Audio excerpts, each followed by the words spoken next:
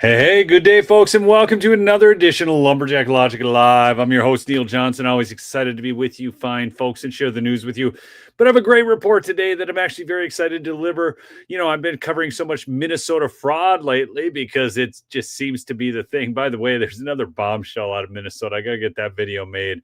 I'm going to do that as an upload tomorrow for you fine people, but it just keeps happening. I mean, it is absolutely mind-numbing covering all the fraud that's happening in Minnesota. But this is going to be fun because I'm going to talk about Trump's winning role that he's on right now. So politics is an ebb and flow, and the media, of course, is always going to attack him. But what's happening right now in the Trump administration, what he's pulling off, is absolutely fantastic. So I'm going to share that with you. And there's a big election going on tonight in Tennessee 7. I made a video about that. I'm sure a number of you saw that. But do me a favor as you join in, smash that like, do chat in with where you're from, and do go check out my sponsor, MyPillow, mypillow.com/lumberjack, folks. Save up to 66. Actually, you can save up to 80%, or call the 800 number at 1-800-568-2865. I can't wait to actually use this. I keep using it as a demo just to rub it against my face. Giza cotton, my friends. Where the Sahara Desert, the Nile River, and the Mediterranean Sea all meet, it creates the ideal weather conditions for growing cotton. That is why the Giza region creates the finest cotton grown in the world right here. Mike Lindell has it. By the way, he's got a bunch of those Giza sheets back in stock, so go check that out. I got a new camera, too. Maybe I'll tell you about it. It's a Z3, Nikon Z3. I had to upgrade one of my video cameras. Anyways, folks. This is so great. Let me just bring this in. We're going to go through Trump's Truth Social account right here. So George is live. Well, he should be over here going live with me if he was smart. Let's see. Let's go. Do I have the right one? There, I got to pull because I got a Safari window and a Firefox window open. Okay, so you guys all know about this. Any and all documents, proclamations, executive orders, memorandums, contracts signed by order of the now infamous and unauthorized auto penned within the administration of Joseph R. Biden Jr. are hereby null, void, and of no other further force or effect. Anyone receiving pardons, commutations, or any other legal document so signed, please be advised that said document has been fully and completely terminated and is of no legal effect. Thank you for your attention to this matter. Okay.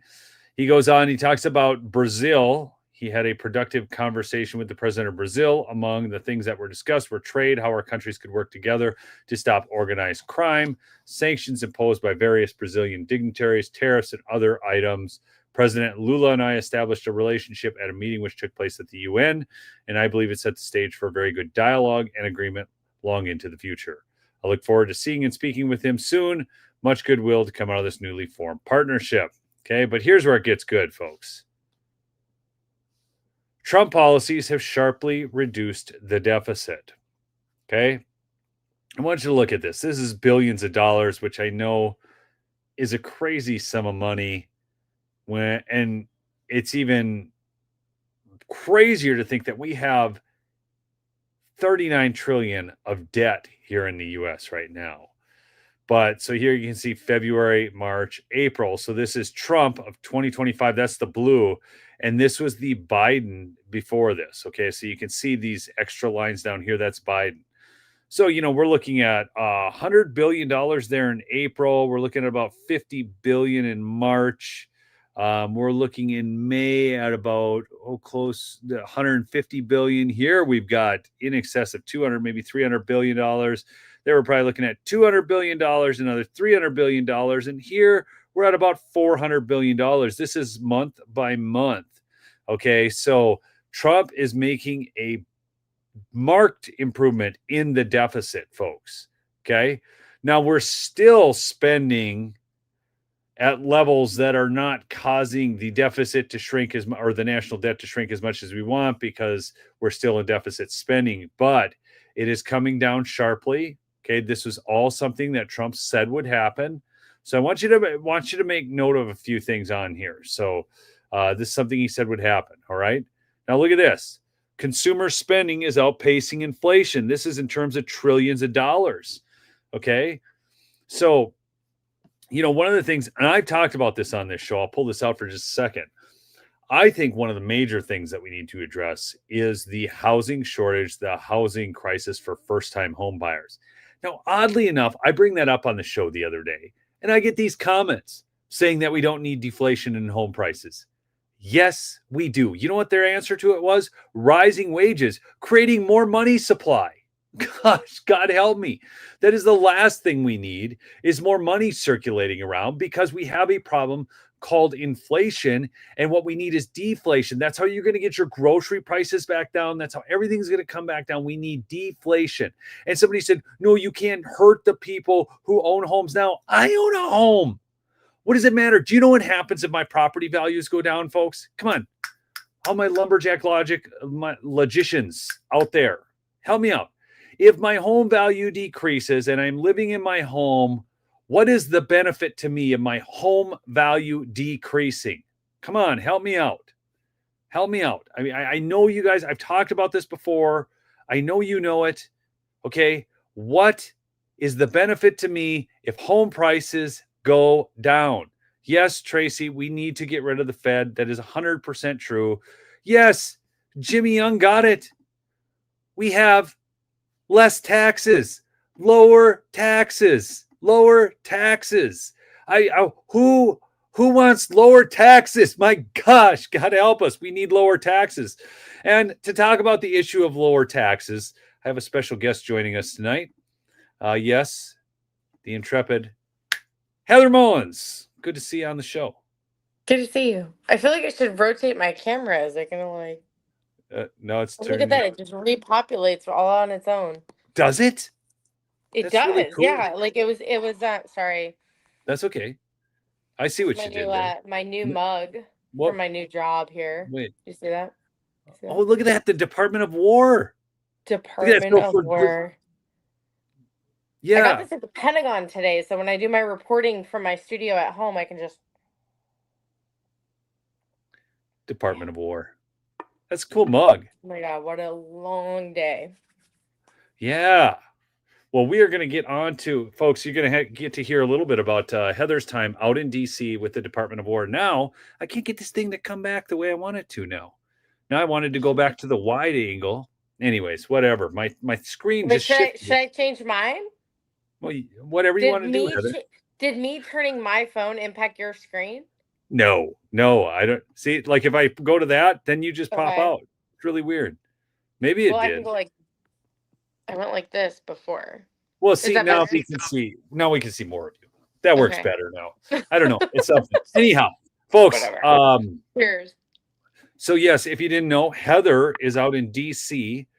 Yesterday, she went out and had kind of your introduction to the Department of War and actually being on the press corps there. But let me finish up my point about taxes, folks. Okay, taxes. I don't know why anybody would sit there and argue with me that we can't have deflation. The only people who would say that are people who want to borrow against their home and that type of thing. But what we need is lower home prices for the young people.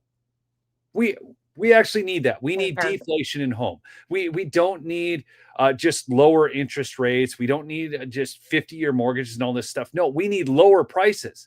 We don't need young people to be saddled with a 50-year mortgage instead of a 30-year mortgage. Okay? Yeah. I mean, so we need deflation in home prices. Okay? Mm-hmm. Look at what? Are you kidding me? As handsome as this face is, give me a break. Must be a guy. All the gals would rather look at me. This is at the end of the day too. So the fact that I'm getting like all these comments after a long day at the Pentagon where I put like so many miles on my shoes and I feel like exhausted.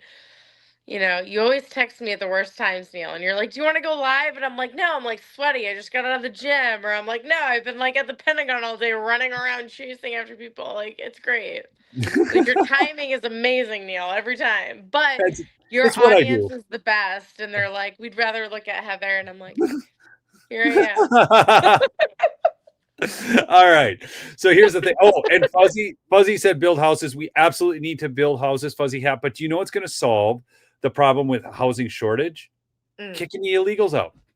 Yeah. Can I make another suggestion? Sure. Can we stop allowing corporations like BlackRock to buy single family homes? And can we Thank you. stop allowing foreign countries to buy single family homes? There's enough Americans like myself that would love to be a homeowner and own an actual home in the country that I grew up in. So like why are corporations like BlackRock getting to come and buy up all of these single family homes? And I don't know, I just think it's like that shouldn't be allowed, right? Like corporations should not be allowed to buy single family homes. And I might catch some heat for this, but like companies like Airbnb, I feel like ruined the housing market as well.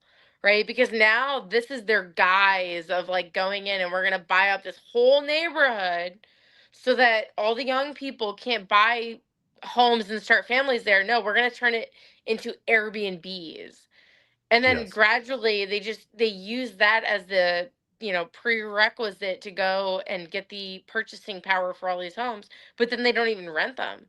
Half Yeah, the time no, they don't that's even true. Airbnb them, and they just buy and they hold in order to drain the market of properties.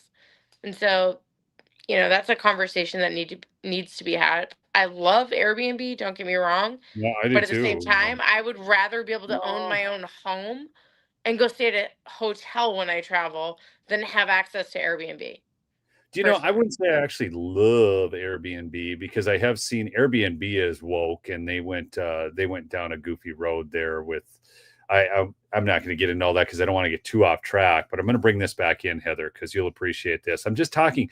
Trump has been on a roll lately, and so we had kind of the blood in the water media kind of covering him very negatively, and people are acting like in his approval rating in these polls. And I'm talking Rasmussen polls. I'm not talking about fake polls. Okay. I mean, Rasmussen does a daily tracking. It's pretty good. And, if everybody believes what the mainstream media is spilling to them, of course his numbers are going to go down some. Okay. So let's just accept that as it is. But there are other people who are, of course, solidly in his camp. I mean, like you and I and others, Mhm. but that's like 30% of the population. So there is that percentage of the population that's either um, independence, whatever that means at this point. I mean, it's kind of You wild. just tell the truth. Yeah. But here, check this out.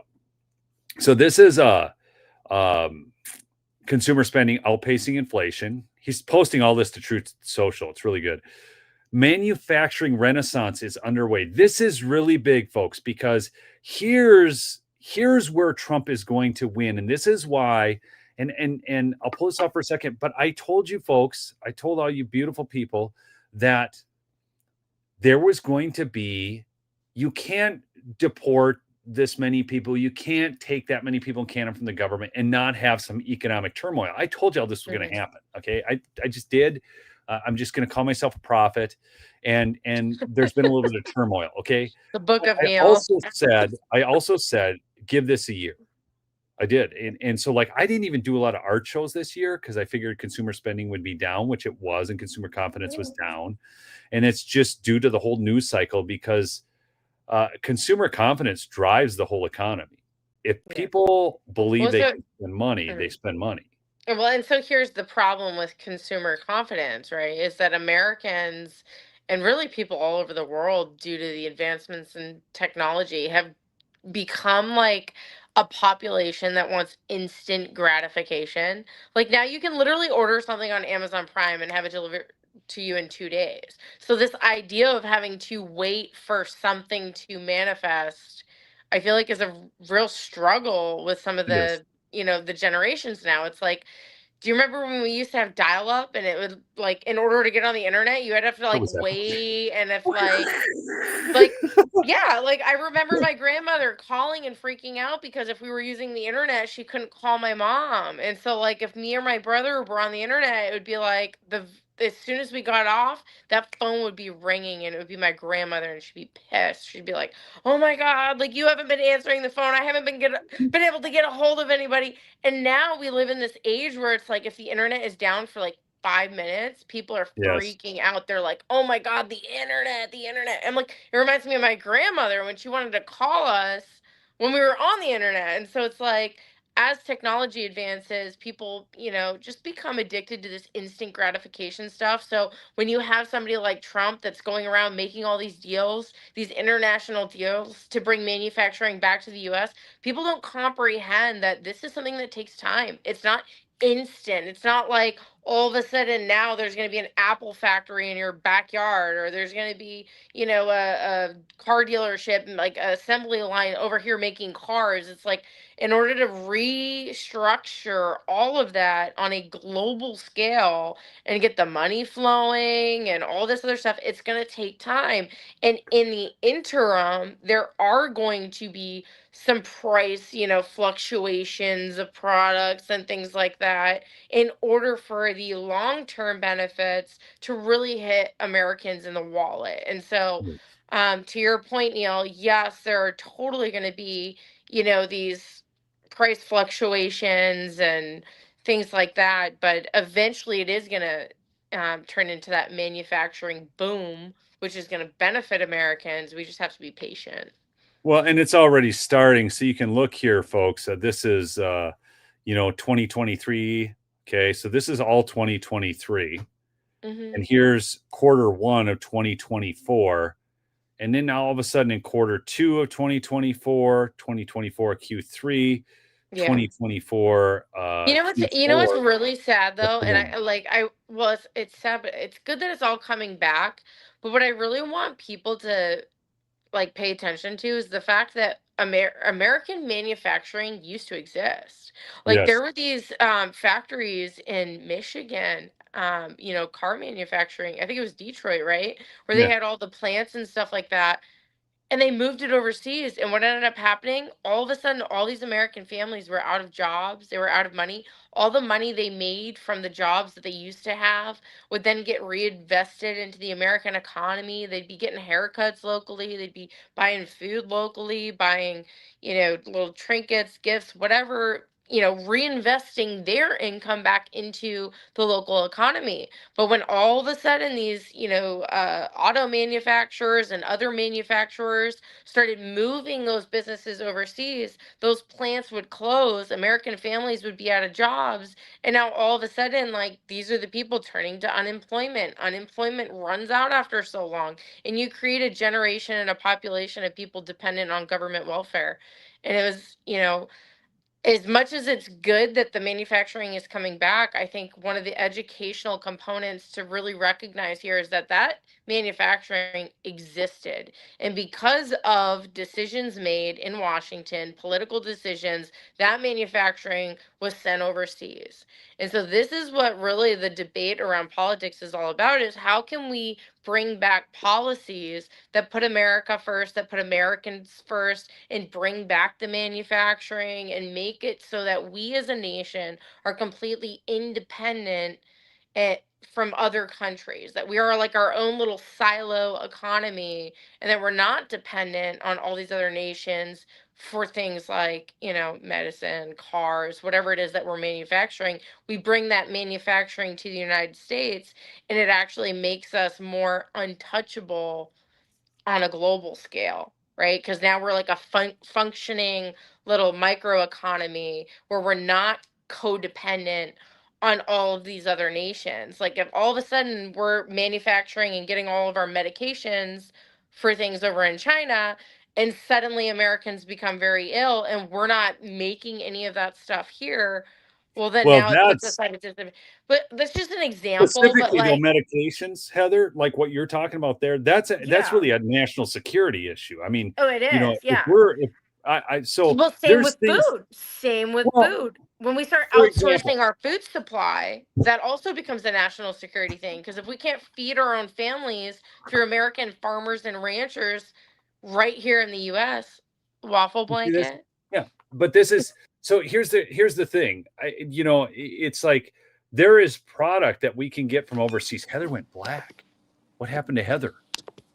She's I don't know. She's having problems with her phones, but there it is. No, no, no, no. I But had a I call want to make coming this in and point. it screwed So, up my like phone. this, Mike makes that point. We can't get the same quality cotton here. It doesn't exist.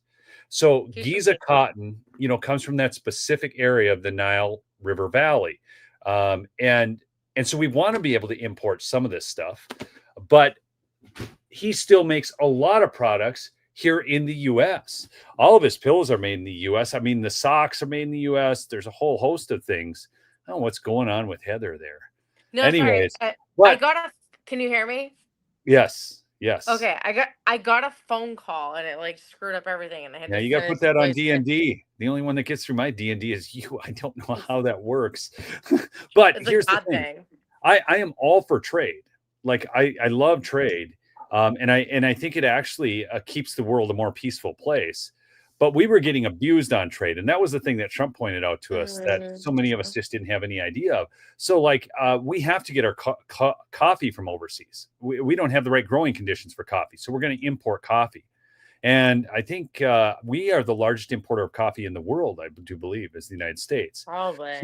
So, well, because you got to have your Well, coffee. I'm all about trade, but I think we're totally like abusing it to the point where now we've had administrations that have been implementing policies to make it so that the US is dependent on other nations for things. Well, and that's like you go back to medicines, or you go back to some of these other Meat. national security issues, meat. That's why, I made that video a little bit ago talking about Argentina beef. Now, Trump has said we're importing that for now. And but he had tariffs on a number of other countries, and so he's trying to balance out the needs of the consumer, the needs of the American rancher. Mhm. I'm telling you, folks, you wouldn't. I mean, I nobody could do the job he's doing, Yeah. he's not going to be It's able to so keep everybody complex. happy. So Even just like the stuff at the Pentagon, it's like there's so many layers of like bureaucracy and stuff that they have to go and undo like decades worth of crap, right? It's not even just limited to Biden or the Obama administration. It's like for years, the people running our country have not just been incompetent, but some of them have been like treasonous. And so it's like to undo the mountain of like issues that they're walking into is one of the people I spoke with at the Pentagon likened it to steering a ship, like a really, really, really big ship. If your ship is going in the wrong direction and you want it to go on the right course and you need to completely change course, like completely change it, you can't just all of a sudden go like this, right? Like you have to mhm. gradually take that ship and like direct it in the new direction. And that's kind of what the Trump administration, tried to do in its first term. There was a bunch of hiccups. Now we've got a decent set of people in there. We got a lot of good people in a lot of good places. But again, it's like a massive ship and like you're not going to turn it or like this, like it's going to take some time and gradually we are going to get America back on track, but it's going to be one of those slow processes and we're going to hit some waves along the way, whether it's Well, inflation, the manufacturing, things like that. but it's On happening quicker than a lot of people would have predicted. I want to bring this next graph in. Capital spending is skyrocketing. Now look at these numbers. That is more than 100% increase in capital spending, from 3.7 to 8.4%. Now, when you look at capital spending, when businesses are making capital expenditures, like for example, I just made a capital expenditure on this camera, right? Now, one of the reasons we're seeing more capital spending. So right now, I can buy this camera and I can replace my gear. And this is one of the new Nikon Z6 IIIs. This thing's amazing. It's just amazing. The video specs on this thing are wild. But here's the thing. This camera, I can deduct the entirety of it this year. I don't need to, because of the tax law Trump signed and worked it with the Republicans in Congress for. This capital expenditure can all be expensed in this year. Like I want to buy a trailer that I can make a rolling studio in, and that can be completely deducted in this year. So when that got implemented, people are going to make their capital expenditures knowing that they can take the full deduction on them. They don't have to depreciate those over time. So those are the types of smart things that the Trump administration is doing. And one of the reasons that capital spending is skyrocketing. Okay, let's go on to the next chart here. Real wages are recovering after a massive hit from Biden's inflation. Now, this is really important, folks. Okay. We had such inflation. Now, they told us it was 9%, but you know how they don't count inflation right. So it was actually more than 9%. And I could go into all that crap. That all changed back in like 70s, 80s. There's been multiple adjustments to the inflation index. Okay. You guys all know that too. But so here's the Biden change, down almost $3,000 per year, real wages. Now, second term annualized change, and I'm going to pull this over so I can see this part of it, but the share of Biden real wages loss is already made up for remaining Biden real wage loss. So this is what has been made up for in real wage gain back from the Biden years. And this you can still is still the loss. Okay. We're still down 60%. So of course people aren't feeling as good as they were, pre-Biden.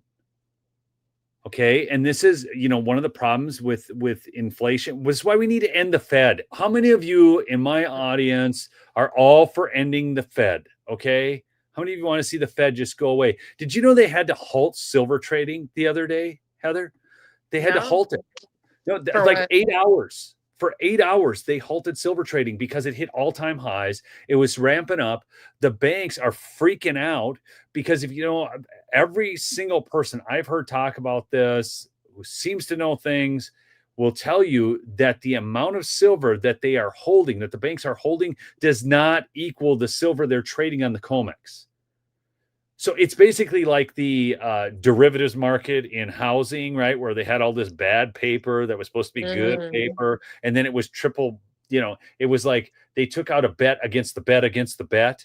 That's kind of what they've been doing on the COMEX with silver. So and what they said was, my understanding from what I read, was that silver trading had to be halted, and it was halted for 8 hours. And what they said, do you know what they said the reason was that they halted it for 8 hours? Oh, I can only imagine. The computers were too hot. Oh. So we're going to just halt trading for 8 hours because we're unprepared to handle trading. I'm not buying this. I'm not. So anyhow, but silver is at 58 right now. It was almost 60. It's right up there. I think I got in my first silver at 19. And then it was 24, and I think I got into some at 28. So it's okay. So Jefferson says, holy crap, Tennessee might turn blue. Let's see where this election is at. I'm gonna go check where that's going. Let's see, because I'm keeping tabs on this Tennessee House special election. Wow, we're at 49.8 to 49.1. Oh, God forbid. Ugh, why? 55.4% of the votes in. They have not called this race yet. Let me, I'm going to pull You'll this. never convince me Tennessee's blue. Like, there's no freaking way. Let's just see. Are you saying that there might be some of that? The F word? Yeah. We're not going to speak it yet, Neil. No, we're not. Let's see it. There's definitely going to be. I mean, like, Tennessee was where, there was like a Fulton County police officer that like went and got some job in Tennessee, and she was working on, you can probably pull this up, Neil. She was working for one of the departments and she lied on a mortgage application or something. Her primary residence was like in Fulton County, and somehow she's getting these jobs working for law enforcement in districts in Tennessee. And I'm like, to me, it just seems orchestrated, right? It just seems like Fulton County. Yeah, no, it's like, look it up. Why is everything in Fulton County? I mean, it's bad down there. Oh God, I'm on my phone. Google this. Just look up like Fulton Hold on. County. No, I want to look at, I'm looking at this first. I want to get an update on this election here. Hold on.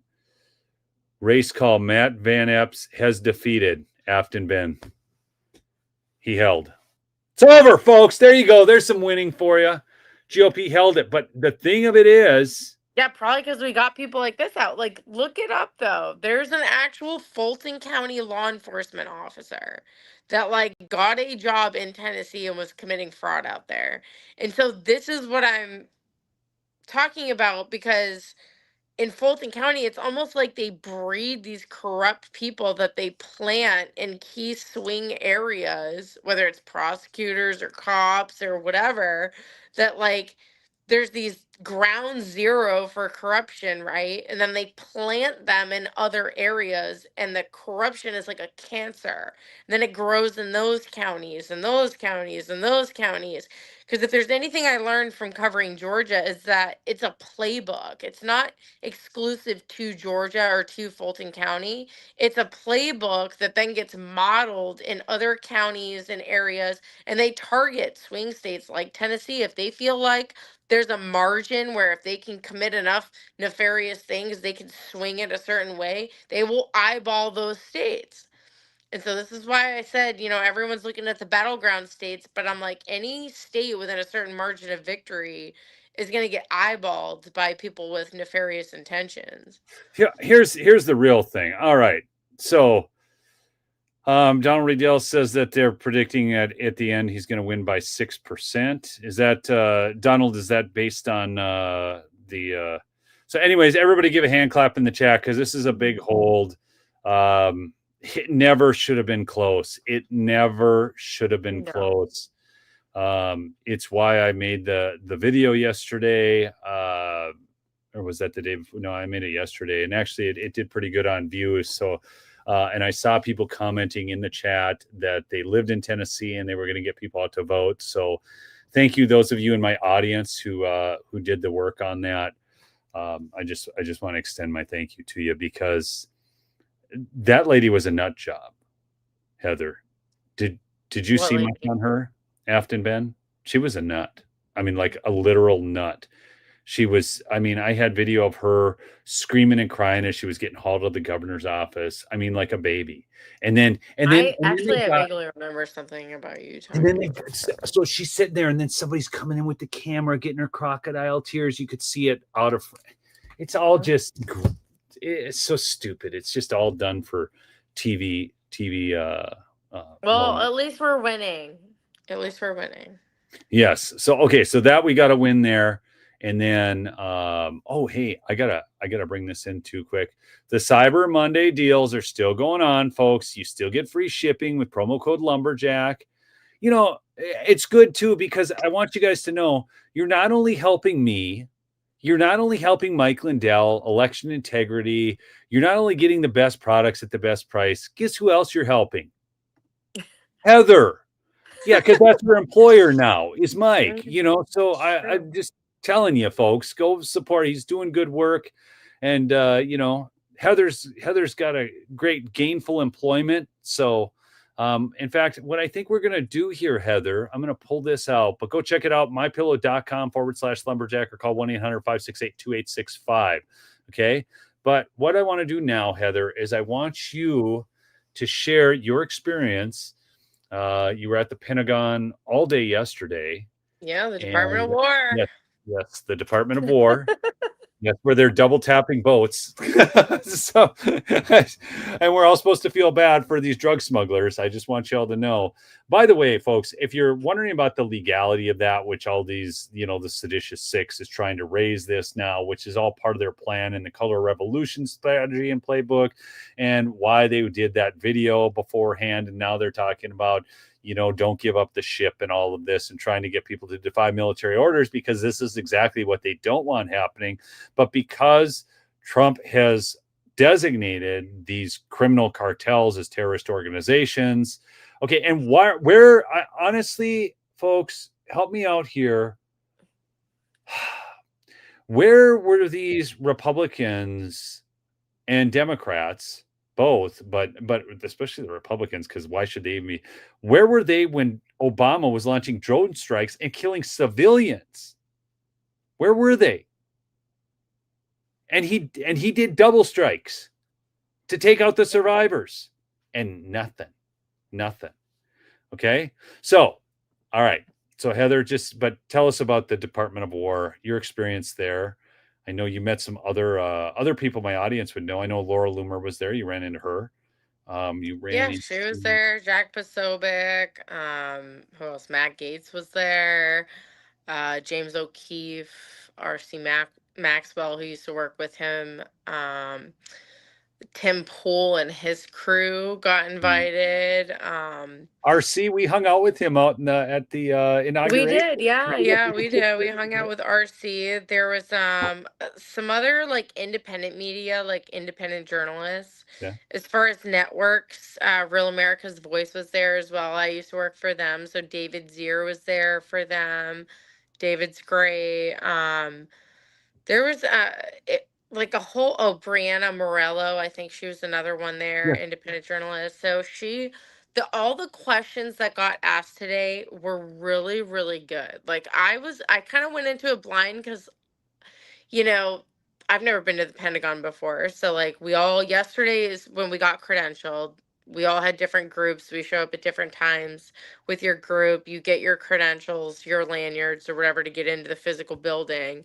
Then they brought us up to the Pentagon area because as press, you only have access, obviously, to like certain parts of the building where unclassified stuff is going on.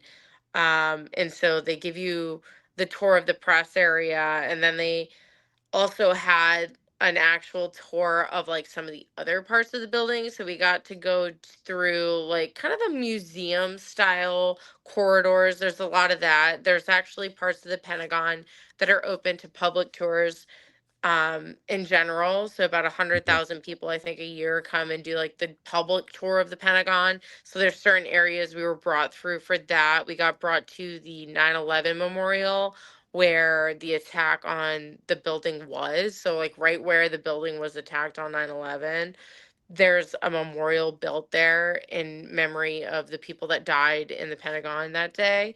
And what I found really touching was just that they had this like paper book in the memorial where you would go in there and you could write a little memo to the family of the people who lost loved ones in 9/11, and they would take those pages and they make them public online so that if like some of the families can't make it to the actual building, or if they have PTSD, they don't want to visit there, they can still read your little notes online. And I just thought that was a really touching tribute to the families. Because that happened in my lifetime. So it's something that has always been, and it's actually the reason my brother joined the Marine Corps was 9/11. And Oh. so, with me being at the Pentagon, like I have such skin in the game, I feel like, for this, because when I was covering the Biden administration, I watched the Afghanistan withdrawal and the Hmm. things that happened over there, and like, the 13 soldiers that died because of, some people say it's negligence. I think it's more nefarious, but my brother served in Afghanistan. He served in Iraq. And so like when I see nefarious, incompetent, whatever the heck it is, decisions made by an administration that leads to our men and women getting killed that should not have been killed, I take that as like that could have been my brother. Like that my brother literally served alongside some of these same people. And so it's like it's very personal for me walking through the halls of the Pentagon, and it is truly a God thing that I'm there because I felt like there's a lot of the halls that are kind of just like office halls, but then there's a lot that are decorated with, the military pictures. And it's just like you walk through them and you get chills, not just for the people fighting and serving today and risking their lives to fight for our country today, but you see some of the history along the walls in the Pentagon and you're like, from the moment our nation was founded back in 1776, and ironically, here we are on almost the 250th anniversary of our nation, right? Like you have 250 years worth of warriors and patriots willing to put their life on the line for what this country stands for. And to be able to walk through those halls and serve my country as a journalist in the Pentagon Press Corps now, it's truly one of the biggest honors of my lifetime. In fact, there was one hallway that actually had a wall that was dedicated to like journalists that were killed in action. And I was like, wow, like even journalists have died trying to get the truth out about certain things over the years.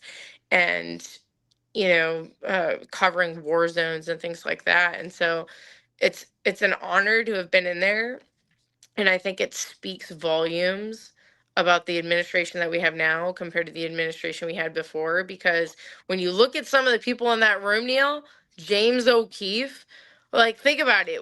Under, like, what administration is going to give James O'Keefe a press badge to the Pentagon when his whole business model is going and doing undercover recordings of like government officials? Like, that just Sure. shows you how the Trump administration is like, you know what, we have nothing to hide. We're great. We don't care. Here, come on in. Like, they're the most transparent administration. Like, nobody can deny that when they're handing press badges to James O'Keefe, right?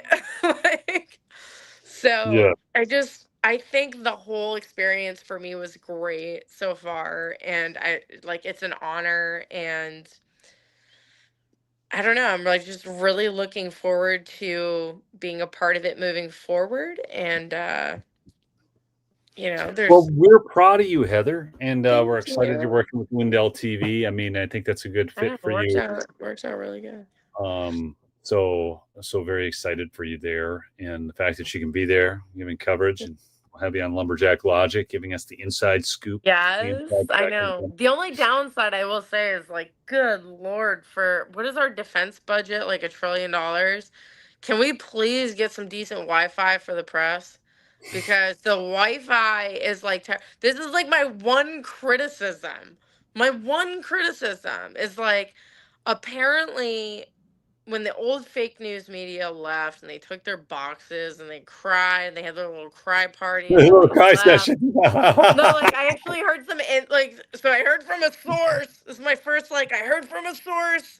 I heard from a source that a Pentagon source that the media that left had a little cry party on the way out, and they were like in their little cubicle area, and they were like crying, and they were having little drinks and stuff, and their leftover face mask boxes were there.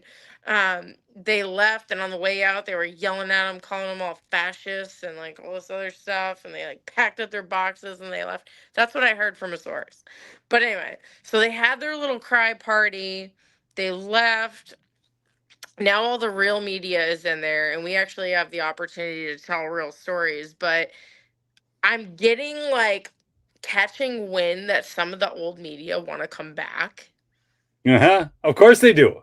Yeah, now they're like Well, of wanting course to they come do. back, and I'm like, no, no, no, no, no. Like, we don't need them in the Pentagon, right? Like, we They'll had be back, such a Heather. great group of people here today, and that the press secretary Kingsley Wilson, she did a press briefing today, and if you go back and watch it, like the questions are legitimately good, and they're all over the place. Like, I had like 2 or 3 questions in the pocket, but because of the Trump's cabinet meeting, they cut the meeting short, so not all of us got to ask a question. But when you go back and look, like, not one person repeated a question, so there was no repetitiveness like you see with some of the fake news where they all just ask the same Yeah, yeah. question and they twist it over and over to try to get a different soundbite. There was none of that. Everybody asked a different question from a different place of concern, and it's like that's what a briefing room is supposed to be like. It's almost supposed to be like, this it's almost like a classroom of learning, right? Like, where like, and that's how it felt, honestly, when she was at the podium. Like, she's the teacher, we're all the students, we have the questions, we want answers, and we want understanding. And it's that same sort of, you know mindset. And over so many years, journalism in America has really just been watered down into being like these propagandist battle zones where it's like, oh, you're going to try to entrap someone. Like, nobody's really there to learn. And that's really what it's Yeah. supposed to be like. It's supposed to be like, you know what? You're doing something. We want to learn. Like, let's come and ask questions. If we don't get an answer, you don't get an answer, right? Like, I don't have an expectation. Like, I'm going to go in there and be like, hey, where are you deploying troops? And give me the longitude and latitude and tell me this and tell me that. At the end of the day, I'm not sitting there asking them about, public transportation. I'm asking him about war. There's gonna be some Exactly. stuff like, you know Well, what I wait. mean? No, you should have popped out a windmill question. I I'm want to just know how saying. windmills are going to affect the energy policy of the Department of War. And are you considering the Yeah. fact that we need illegal immigrants to build those windmills? Yeah. It's Yeah. just, It's just no, like but like Heather, do what you we know what's interesting? I want to say this because what you've been telling me here is really fascinating. Because when I first started watching some of the questions from the new media in the White House press corps, to be perfectly honest, I was disappointed. Mhm. No, I And agree. I agree. they were almost like they were just too sycophantic. They were just sucking up, and they just, No, it totally it oh, was a lot of butt kissing. Yeah, it was oh my totally. It was gosh, the totally. It butt was like, kissing was oh, so I bad. feel so grateful that I'm in here, so I'm gonna kiss your butt so that I keep getting picked. And it would be Yeah, like, it's hi, gross. we're gonna pick on you over there. Oh God, how does Trump pick his tie in the morning? It looks so great. And I'm like, but we Exactly. all love Trump, and there's a million things he does great, but like, you don't have to kiss his butt like that. Just stop. Like, you're as bad as the fake news that are like, Miss Secretary, why did Trump call that reporter a piggy?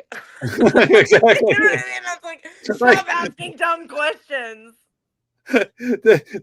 They only I have mean, so many minutes that they're gonna give to us. Please make it count. you could ask a real question and find out real A real information, but you're going to ask about how he picked out his tie that morning or Yeah, something yeah, exactly. stupid. So even on the right, there was definitely some new media that came in and they were like kissing butt and like, maybe they want to get invited to all the Mar-a-Lago galas or whatever the hell it is. But you know what I mean? Like I was disappointed too, but I also like completely love the fact that the administration is opening it up to new media. I mean, this is something no other administration in history has done. It's Yeah, always been like the Good Boys Network, where it's like the same people, the same networks.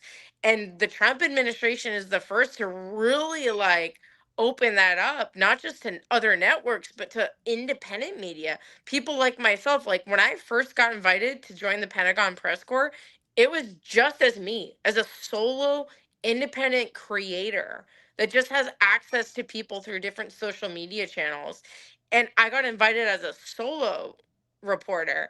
I ended up partnering with Mike Lindell, but he got invited as another network. And so they're not just branding or expanding in terms of networks. They're just like, you know what? If there's an individual reporter that has a big following and they want to come in here and ask questions, they can do that. And I do think there is a need for that going forward like when it comes to journalism, because if there's one thing I've learned just through my experience as a journalist, going through different networks, different NGOs, I've been through involved with Turning Point, things like that, and meeting other people on Media Row at Turning Point or CPAC. And it's like once you start building a brand for yourself as a journalist, like as an independent journalist, and you build that following and you get some notoriety and people start following you because you're spitting the truth, all of a sudden all these big money people are like, oh, we love you, we want to fund you, we want to help you, and we want to we want to pour into you. But what they're really doing is they're coming in and they're like, you're becoming so influential that we want to use you for our benefit. And that's really what it comes down to. And so I love the fact that the White House and the Pentagon both are bringing in just like totally solo independent journalists and content creators, because those people have a unique advantage where they're not beholden to anybody, and they have this freedom to ask questions that, let's say, somebody working for you know a bigger, larger network. Like, I mean, I'm free at Lindell TV. Like, they let me ask whatever questions I want and stuff like that. But other people are more, it's a more controlled setting. And then once you add donor money and funding, a lot of the times the donors feel like they build you. Like, oh, you become, big because of us. We built you, we funded you. Therefore, Mhm. like, if we don't want you touching this subject, you should honor us. And so that's something we saw that with the Heritage Foundation and how, they were, like the whole scandal with Tucker or whatever. It's just once you get donor money and things like that involved, it gets really sticky. And so I just think one of the best things to come out of this administration is the fact that at both the Pentagon, the White House, they're bringing in not just new networks, but they're bringing in independent creators that are Yeah, completely crowdfunded by people that just genuinely support them in the free market of ideas. exactly. All right. Now I'm going to bring back And some Rand. of Trump's wins. So we're going to go back to this a little bit. I want to show you Rand Paul's coming around here. It seems Trump tweeted or posted this to Truth Social from Rand Paul. I know he have been at odds recently, but in your first term, you signed an executive order to legalize association health plans that allows individuals to buy collectively health insurance via Costco, Amazon, Sam's Club. This collaboration brought us together and still holds the promise of lowering insurance premiums. It did not succeed because Dem AGs fought it in court. We could pass it in Congress today with your help. It costs nothing and simply changes labor law to allow people to buy insurance as a group from retailers. Let me know if this is something you might want to partner on, Rand. So Trump posted that to Truth Social. He wanted you to know Rand Paul's coming back to him and asking him for these things. Here you go again. Here's Elon Musk. I would like to thank President Trump for all he has done for America and the world. Remember the big tiff between Elon and Trump? Well, now they're bros again. You know, they're out there. And you obviously have seen Elon's been around the White House. He was there when the leader of Saudi Arabia came, and they were, which is good. I want the movement held together. GB News World exclusive scoop of Donald Trump channel's most watched ever interview. Of course it is. If I interview Donald Trump, I can guarantee you it would be my most watched interview ever, too. It's not even close. Okay. If Trump has the power to ban trade, then he has the power to moderate it through tariffs. That coming out of the Federalist. Yes, Trump deserves the Nobel Peace Prize. Another article there. And of course, he actually does because he actually has brought peace. He talked about the 7th Congressional District. He went down there. He did the work. You can see that they managed to still win. Okay, two great people. I love Dell, President Donald J. Trump. Dell has pledged $6.25 billion to seed millions of Trump accounts. This is for young people here in the U.S. That are going to get automatic $250 investment account. By the way, I just want to say, what is up with that chick's eyes? I mean, anyways, but I'm back. She's wonderful. They're doing great work. So, great news. Dallas County, Texas just went to paper ballots. We've talked about that before. This comes on the heels. I was on the phone with Mike Lindell the other day, and Mike was getting ready to talk to Donald Trump. So I'm sure Mike was touting the Dallas County Texas paper ballot thing. So many others are following suit. More accurate, totally secure, watermarks, paper faster, and only 9% of the cost, folks.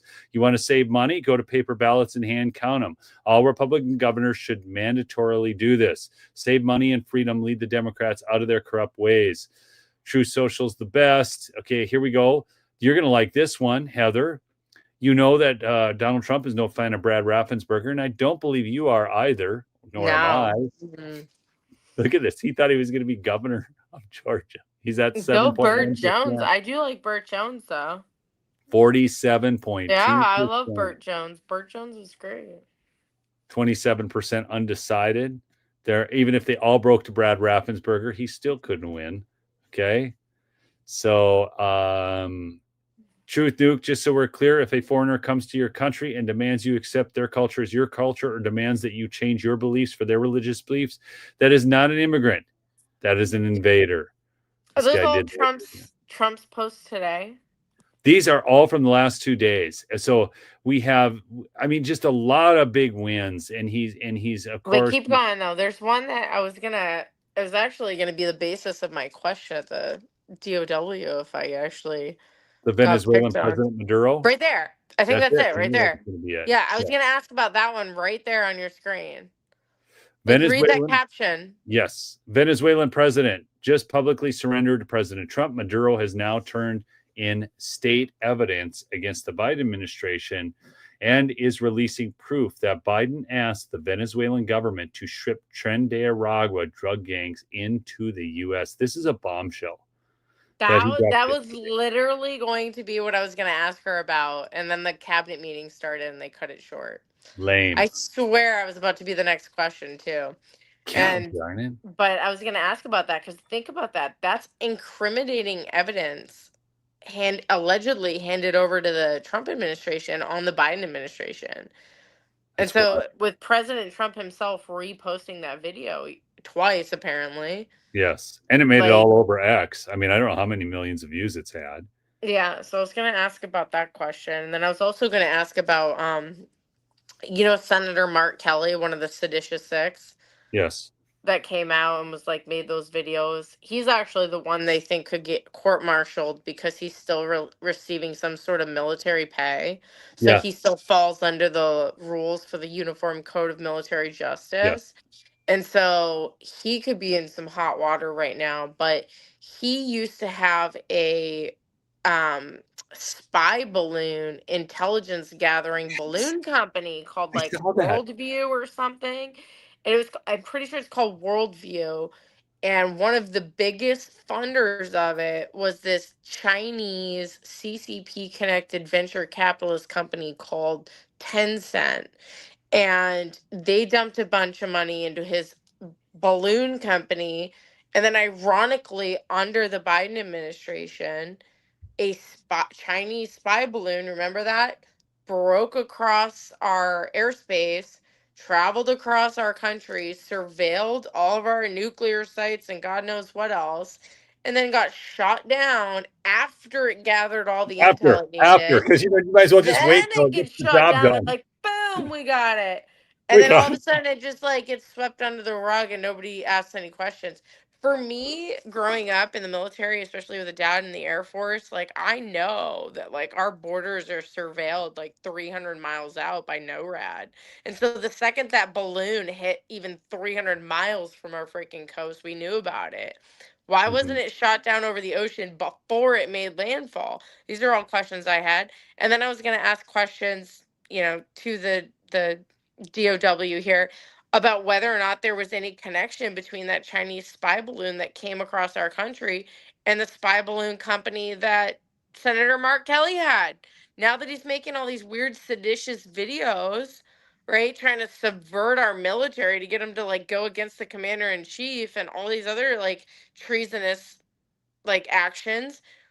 Okay, now it's a real red flag, the fact that you had this spy balloon company and now a spy balloon came in under Obama and Biden or came in under Biden, and now Biden apparently was trying to bring in Trenderagua from Venezuela. It's like you just look at the writing on the wall, and the previous administration was just so corrupt and treasonous that like I really wonder when we're going to start seeing arrests. Okay, so I was just going to address this, Heather. Okay, so I want to show you. I saved this comment.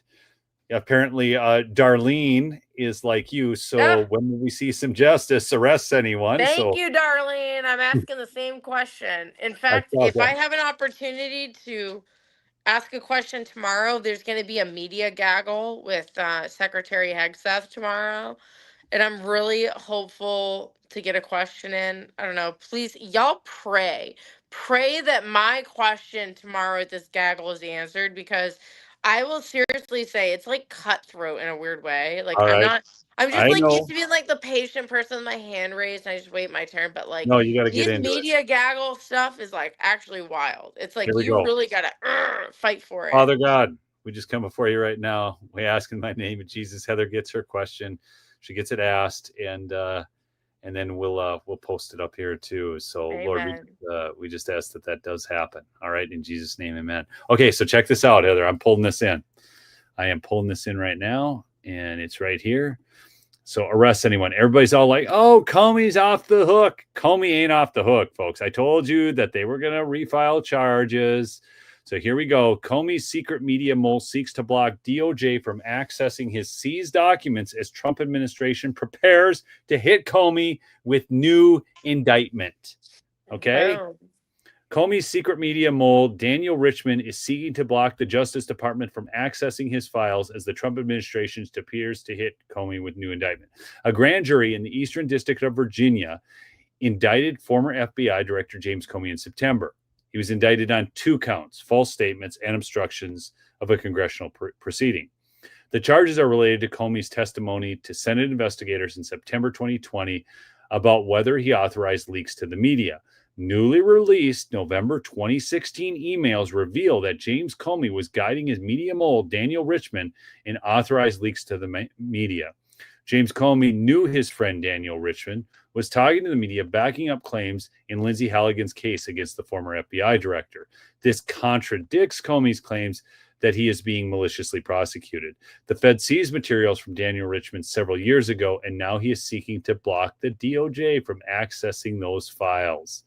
All right. So, again, this is not going away for Jim Comey. It is not going away for him. It's not going away. I just want you all to be aware of that. I know so many people are so upset, like, oh, we're never going to see justice now. James Comey and Letitia James are off the hook. They're not necessarily off the hook, folks. But you know what should be hanging on a hook in your house? That's right, my towels from mypillow.com. Check this out. The kitchen towels right here, folks, they are 100% cotton. They are antiviral, antibacterial, antimicrobial. They are pre-shrunk, and they actually absorb because Mike does not put waxy fillers in his product. Additionally, look at this. Blowout sale, $14.98 on the pillows, $39.98 on the slippers, and you're going to have free leather protective spray thrown in. And I cannot stop talking about this because I can't wait to put it on my bed, but I just got to keep showing it to you guys because it's so soft. I just rub my face against it all the time because it's so soft. Okay? What is that, your sheets? No, it's a waffle blanket. Oh, so I've got. Wait, what is a waffle blanket? Yeah, it's a waffle blanket. It's made out of Giza cotton. Hold on a sec. I'm going to show you. And look at the 5-pack of Bible pillows. The best deal you could get if you got those kids. Those are actually really cute. I have a promo code too, but I won't plug it. But those Bible pillows are so cute. No, the Bible pillows are great. And that's what I've been just going on about because I got them for my grandkids. But look at this. So look at this waffle blanket. So it's a waffle blanket, just normal waffle blanket, right? But it's made with Giza cotton. So I now have, Heather, get this. Do you use it as a comforter? Like, I don't get it. Or is it like a throw blanket for like watching a movie? No, it's the blanket for your bed before the comforter. So you have your sheets, your blanket, your comforter. And I have, get this, I have Giza sheets. I have now Giza cotton waffle blanket. And I have a Giza duvet, right? Yeah, check this out. I've got a Giza duvet cover for my down comforter for my pillow. Everything. I have now officially got everything from my pillow. It's like sleeping on a cloud. It's the best. It's ridiculous. I mean, I can't even believe not everybody has my pillow.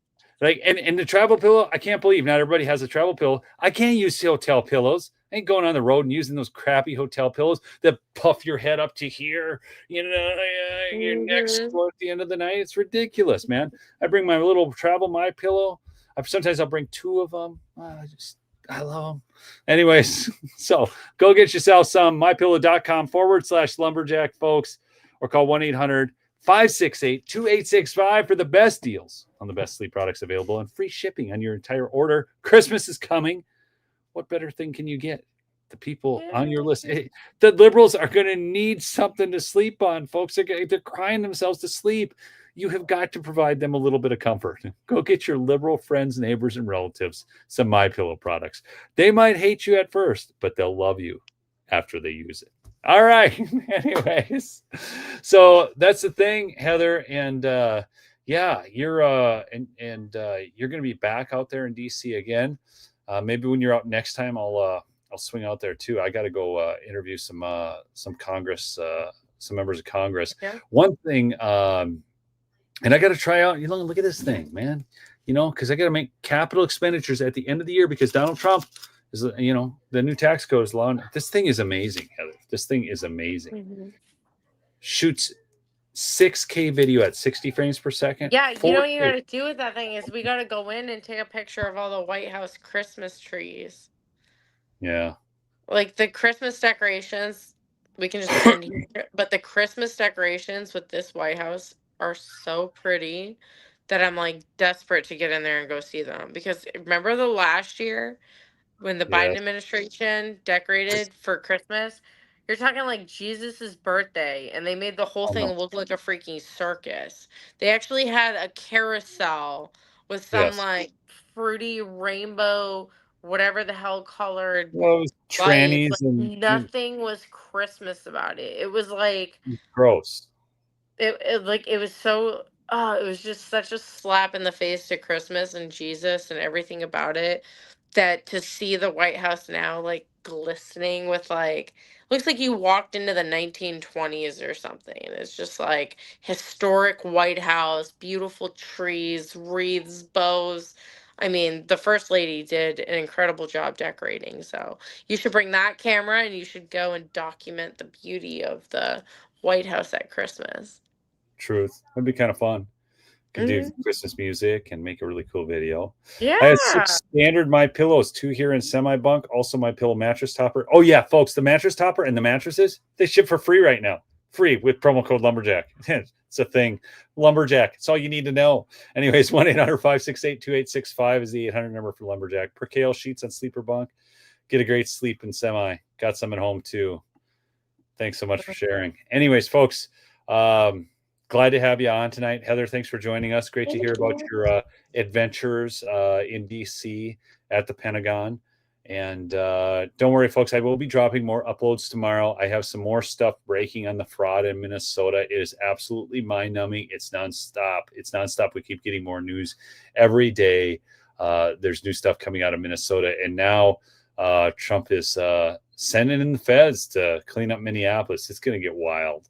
Anyways, yeah, remember, subscribe, follow Heather on X. She's at Talk Mullins on X. All right. See you on the next episode, folks. Peace out.